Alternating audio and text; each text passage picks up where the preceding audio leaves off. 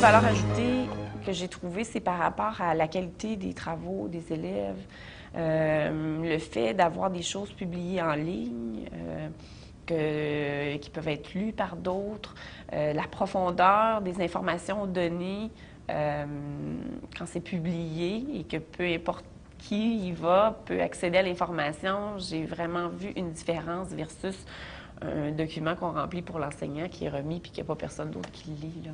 Ouais.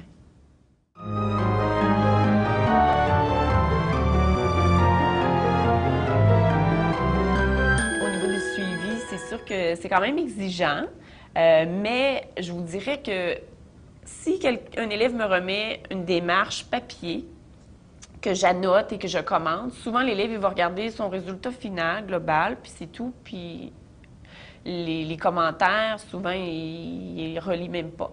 Tandis que quand je partage les commentaires en ligne, de un, je dois préciser avant qu'il y a des choses que j'ai découvertes sur les élèves que j'aurais, je pense, jamais découvert si ce n'avait pas été du fait qu'ils ont publié en ligne. Parce que par écrit, souvent, c'est très bref.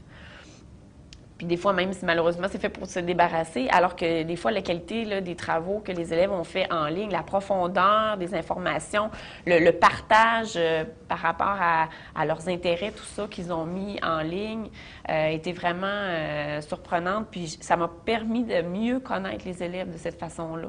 Chose que soit de 1 à 1 ou encore juste un papier que j'aurais pas découvert. Puis ensuite, le fait d'annoter, de commenter, il y a comme un partage, un échange, un lien qui se fait parce qu'on dirait que c'est un petit peu moins gênant que 1 à 1. Alors, l'élève écrit des choses, l'enseignante répond, félicite, encourage, tout ça. Puis là, l'élève, après ça, il retourne sur son blog, puis il voit le petit commentaire de l'enseignante, puis là, il est content, puis ça le motive, puis il trouve ça encourageant. Donc,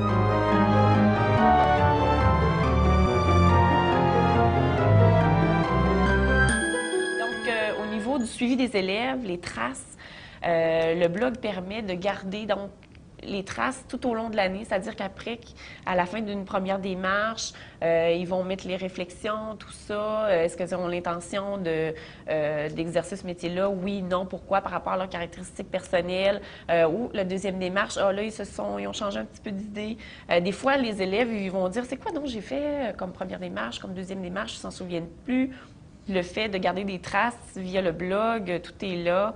Les projets finaux, tout est en ligne. Donc, à la fin de l'année, quand arrive le moment de faire le bilan, c'est beaucoup plus facile avec les écrits qui sont enregistrés en ligne de pouvoir mieux faire le bilan puis avoir une bonne idée là, de dire du cheminement de l'élève. Ah, en début d'année, je pensais ça. Maintenant, en fin d'année, je suis rendue là, j'ai cheminé. Je pense différemment. Il y a des choses que je ne voyais pas de la même façon.